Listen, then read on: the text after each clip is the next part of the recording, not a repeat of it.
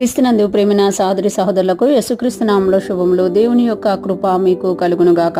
ఈరోజు దేవుడు మనకిచ్చిన మాట న్యాయాధిపతుల గ్రంథము 10వ అధ్యాయము 2వ వచనము. అతడు 23 సంవత్సరములు ఇశ్రాయేలుకి న్యాయాధిపతి అయ్యుండి చనిపోయి సామీరులో పాతపెట్టబడెను. ఈ మాటలు మనం న్యాయాధిపతుల గ్రంథంలో చూస్తున్నాము. ఇక్కడ న్యాయాధిపతుల గ్రంథంలో చాలా మంది న్యాయాధిపతులు లేచారన్నమాట. ఒక్కొక్కసారి ఇశ్రాయేలీలు చెరలోనికి వెళ్ళిపోతున్నప్పుడు దేవుడు వారికి ఒక్కొక్క న్యాయాధిపతిని నియమించినట్టుగా మనం ఇక్కడ చూడగలమంట. ఇక్కడ మనం చూస్తే అతడు అంటే ఎవరు అని అంటే 1వ వచనం చూడాలి. అబీమెలెకునకు తరువాత ఇశ్శాఖారు గోత్రకుడైన దోదో మనవడును హువా కుమారుడినైన తోలా న్యాయాధిపతిగా నియమింపబడెను. అతడు ఎఫ్రాయిమీల మన్యమందలి షామీరులో నివసించువాడు. ఇక్కడ మనం చూస్తే తోలా అన్నమాట. హువా కుమారుడైన తోలా న్యాయాధిపతిగా నియమింపబడెను. అతడు అంటే తోలా 23 సంవత్సరములు ఇశ్రాయేలుకి న్యాయాధిపతి అయ్యుండి, అంటే అతడు 23 సంవత్సరాలు కూడా ఇశ్రాయేలుకి న్యాయాధిపతిగా ఉండి న్యాయం తీర్చారన్నమాట. అంటే ఏ శత్రువు కూడా వారికి రాకుండా కాపాడారు. న్యాయాధిపతుల పని ఏంటి అంటే ఇశ్రాయేలుకి న్యాయం తీర్చడమే కాకుండా దేవుని యొక్క యుద్ధాలు జరిగించినట్లుగా మనము చూడగలం అనమాట.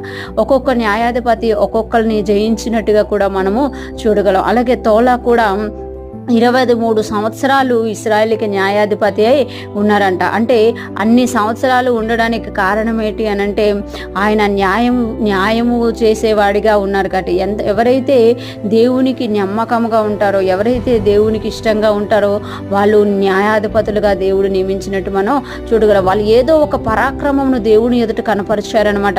మనం చూస్తే న్యాయాధిపతులు అందరిలో కూడా ప్రతి ఒక్కరిలో కూడా ఒక్కొక్క యూనిక్ని మనం చూస్తాం. అలాగే తోలా కూడా 23 సంవత్సరాలు ఇశ్రాయేలుకి న్యాయాధిపతిగా ఉండి చనిపోయి సామీరులో పాతపెట్టినాడు. అతడు ఎఫ్రాయిమీల మన్యమందలి షామీరులోనే నివసించేవాడు కనుక అతడు అక్కడే పాతపెట్టబడినట్టుగా కూడా మనం ఇక్కడ చూడగలుగుతున్నాం. దేవుడు ఎందుకు అతని న్యాయాధిపతిగా చేయడమే కాక అతడు ఏ మన్యము వాడు, ఎన్ని సంవత్సరాలు న్యాయాధిపతిగా ఉన్నారు, చనిపోయి ఎక్కడ పెట్టబడ్డారు అని ఎందుకు దేవుడు న్యాయాధిపతుల గ్రంథంలో రాయించారు ఆ 2 వచనాల్లో నేను అంటే దేవుడికి అతను చేసింది నచ్చింది. అందుకే అతని పేరును రాయించి అతడు 23 సంవత్సరాలు ఇశ్రాయేలుకి న్యాయాధిపతిగా ఉన్నారు అని చెప్పి అతను చనిపోయి అదే ప్రాంతంలో పాతిపెట్టబడ్డారు అని చెప్పబడుతుందన్నమాట.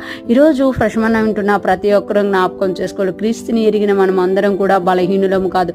పిరికితన ఆత్మ దేవుడు మనకి లేదు. మనకు కూడా దేవుడు ఒక ఆధిక్యతనిచ్చారు. మనము మన స్థానాల్లో నిలబడి మన విశ్వాసమును, మన నీతిని, పరిశుద్ధతను మనం కొనసాగించినప్పుడు దేవుడు కూడా మనల్ని గమనించి మన ద్వారా గొప్ప కార్యాలు జరిగించుకొని అనేక మందికి మనము న్యాయాధిపతులుగాను, ప్రార్థనా యోధులుగాను, అపోస్తులుగాను, ప్రవక్తలుగాను దేవుడు ఏ ఉద్దేశంతో మనల్ని చేసుకున్నారో ఆ ఉద్దేశంలో మనము నిలబడగలుగుతాము.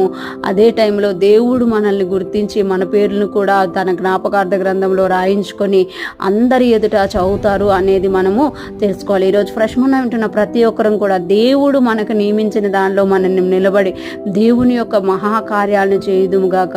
దేవుని కృప మనకు తోడయుండి నడిపించునుగాక. ఆమేన్.